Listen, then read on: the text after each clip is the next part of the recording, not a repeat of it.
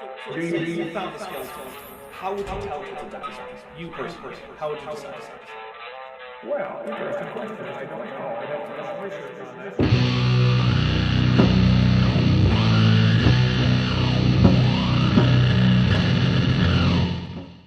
Hey there YouTube, the Dapper Dino here. It's finally happening. Phase 3. Let's take a look at the happenings on Almaishah over the 30 million years between Phase 2 and Phase 3. First, Cha Tang, Ras Al Khalb, Natash, and Boria have pushed together into a supercontinent, while Yama and Arctica have moved towards this continent, but are not connected to it. Between the new supercontinent of Kubshai and Yama is an extensive shallow sea full of small volcanic islands, and speaking of volcanism, the past 30 million years have been busy ones. An entire new landmass composed almost entirely of flood basalt has formed east of Kubshai, called Nilan. It's a toxic area for most organisms, but perhaps some sulfur-loving extremophiles may call it home. The combination of extensive volcanism and Arctica's move southward have combined to end the ice age that prevailed during Phase 2, and there is now no permanent sea ice anywhere on Almaishah. Indeed, ice at all is hard to find, with it only really being found at the peaks of the tall mountains at the center of Kubshai, which themselves are a bit taller than the Himalayas. But we can't simply talk about new geography. The face of life on Almaishah has been changed. The increase in temperature has led to an increase in overall rainfall. This has led to more sediment entering the ocean, and so bloomers exploded in population early during this period. This led to an intense die-off in many shallow water environments. It devastated predator populations, as many of them moved into toxic waters to scavenge, while much of their prey went to slightly deeper water. While this was happening, the release of various chemicals such as carbon and sulfur dioxides from volcanoes caused ocean acidification, which further strained the organisms of ancient Almaishah. As a result, many organisms have gone extinct, so let's take a moment to remember them.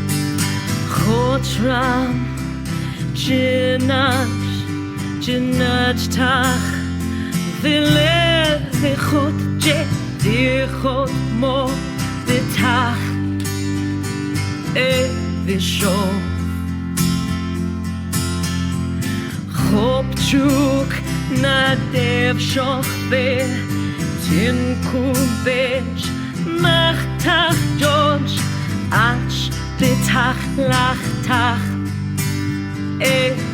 daan bishu mechok shochtach tach besh tikwich Vichaku Lodge mit Vam da First, I want to take a moment to thank Klingon Pop Warrior for letting me use her music. Her website is linked in the description. Go check it out. She has covers of about a dozen pop songs, including the one I just used. So let's talk about Phase 3 submissions. First, Phase 3 organisms must be based on a Phase 2 organism that has not gone extinct, or on a Phase 1 organism besides Diomiso or Bossio. Second, it must use the submission template, which is linked in the description. If you do not include a section that is not required, that's fine. Just completely delete that section from your submission. Before you ask, I cannot add sections or change their order. These are things predetermined by World Anvil. If you have something you want to write about an organism, but it doesn't fit into one of the sections, that's what the first section is for. It's freeform. Also remember to include a range map indicating where your creature goes. Of course, also please include a clear reference drawing so that I or one of the artists who has volunteered can make some quality artwork for your submission. Finally, this time terrestrial organisms are allowed, but they must be tied to water in some way. For example, maybe they are subject to easy desiccation, and probably need to spawn in water. But hey, we're getting landfall.